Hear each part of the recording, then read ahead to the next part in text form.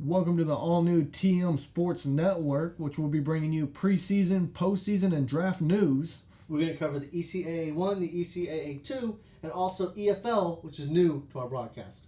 Yep. And we're also going to be bringing any user drama happening behind the scenes. And we know y'all gossip a lot, so it's going to be juicy. Alrighty, let's get down to it with our preseason top 15, which will be the first show on the TM Sports Network. We're going to jump into it with number 15, Indiana. Coming off of a one-and-done year, losing to Louisville in the first round. Though they did get some big wins, knocking off Ohio State and Nebraska in the regular season. So yeah, Ohio State's been a dominant team in the Big Ten for a while with Michigan, and it was a pretty good season overall for Indiana. So next we have USC.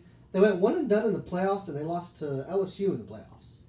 Yeah, it's the reason why they're only number 14 and not higher than that. They did have a decent year in the Big 12 with the win against UCLA and 2 wins against Stanford. Stanford's a team that's on the up and up. By the way, it's not Big 12, it's Pac-12. I'm a Big 12 person, so. All right, let's jump into number 13, Southern Miss, who's coming off of a loss to New Mexico in the playoffs. New Mexico is just dominant this year. This year, I think, was their year. It really was, and the only reason why Southern Miss to me wasn't higher is they didn't play anybody. They beat Louisiana Tech, but they lost to the 2 teams that were good, New Mexico and Charlotte. Yep, and a one-and-done year just wasn't enough to really get them up the list. So at number 12, we have Notre Dame, who made it to the Empire Invitational Finals, but they ended up losing to Stanford again, the Pac-12. Which is a tough loss. We'll talk about Stanford here in a second. But they did beat USC, who was number 14 on our list. And I think if you could beat anyone in the top 15... you definitely deserve to be in the top 15 if you can beat someone in the top 15. And losing to Stanford is no... Unless you're like a one-upset team. Then losing to Stanford, they're no joke team, for sure. Number 11, we have Georgia, who went one and done in the playoffs, losing to ECU, up-and-coming ECU. We'll talk about them here in a little bit. Their big win was also a big loss, LSU, as they knocked them off and lost to them this year. At number 10, we have Stanford. I'm impressed with Stanford's season. They had a breakout year, 11-2. They only lost to one team, USC, and they beat UCLA and Cal. Yeah, I'm excited to see what Stanford does, because for the longest time, they used to be just a dumpster fire team. Steel City's just brought that team back to life. He's revived them. He brought them back from the dead, essentially. Number 9, we have Eastern Michigan, the conference champs. Went one and done this year, losing to Charlotte. Though they did get a big win in the regular season, knocking off Notre Dame. So, the Eastern Michigan definitely on the up and up. Definitely to keep an eye out for. It seems like all these teams, 15 through 10, are kind of beating each other. Yeah, basically, Yeah. That's how they get into the top 15, by knocking off the top 15. All right. So up next we have number 8, ECU, or should I say Game Plan? Monjay. The team, it's Game Plan. I got nothing for him. Yeah, he turned them around, but it's Monjay, so. It's an admin. I don't. Number 7, LSU, the SEC champ, who went too deep in the playoffs this year before losing to Charlotte. They lost to Georgia, too, in the regular season, but they beat A&M. That's an impressive win by itself, especially with that quarterback. Absolutely. A&M, number 1 overall, and that QB, good Lord. Number 1 overall in the draft. Okay, number 6, we have Louisville, who went too deep into the playoffs, losing to New Mexico. They ended up beating Indiana in the regular season and North Carolina, which are 2 solid teams. A solid team, solid wins. They're Louisville. You kind of expect them to beat them.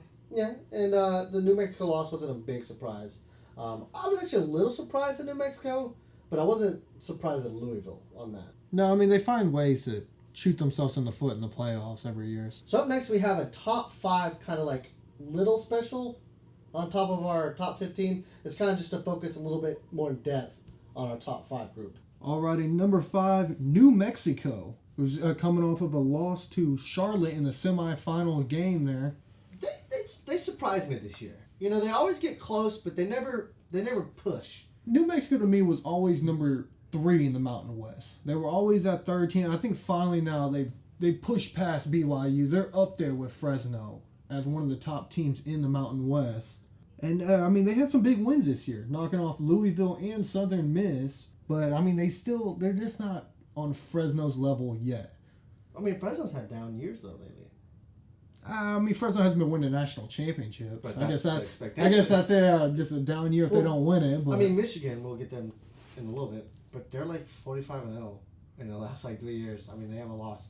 So I mean, I think Michigan's the new team that's always going to win that. and we'll get to Michigan here in a little bit. We'll talk about their dynasty.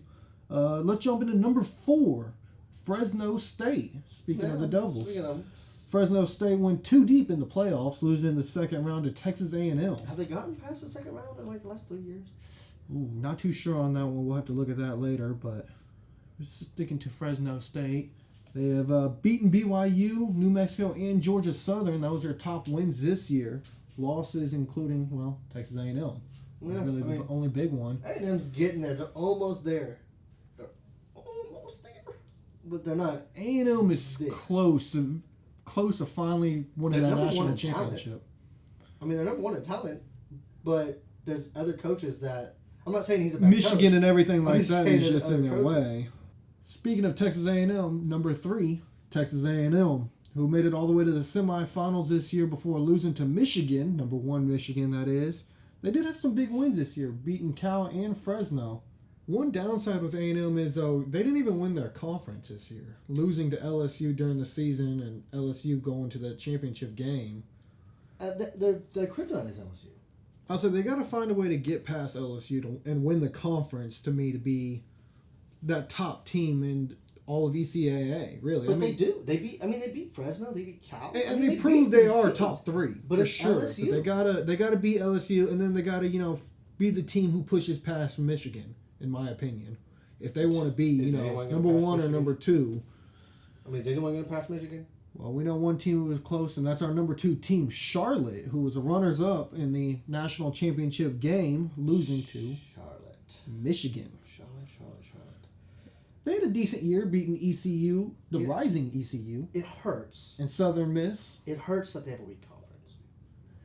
Kind of not. I mean, Southern Miss is always a top 10 team, but everybody else in it is just kind of down there. But they are on the rise because you got Louisiana Tech coming up. North Texas is also coming up.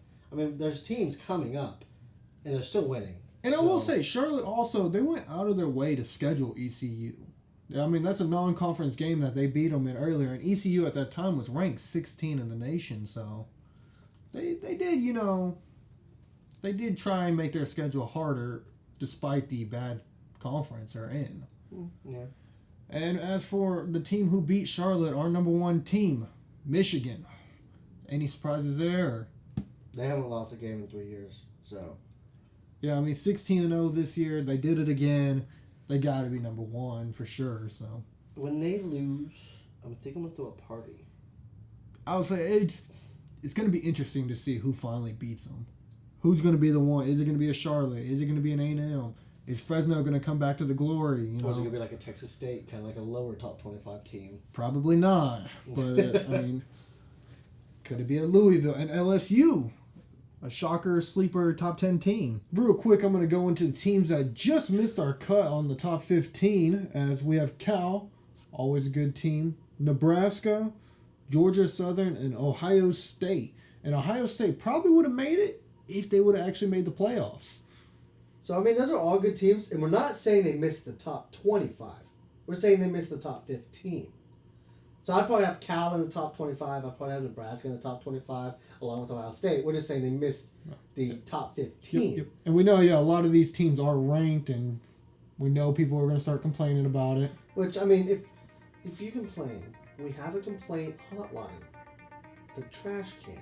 All right, guys, that's going to be the end of our first show on the TM Sports Network. Make sure to tune into our next show, which will be the EFL preview coming in a couple days. I'm Tebow.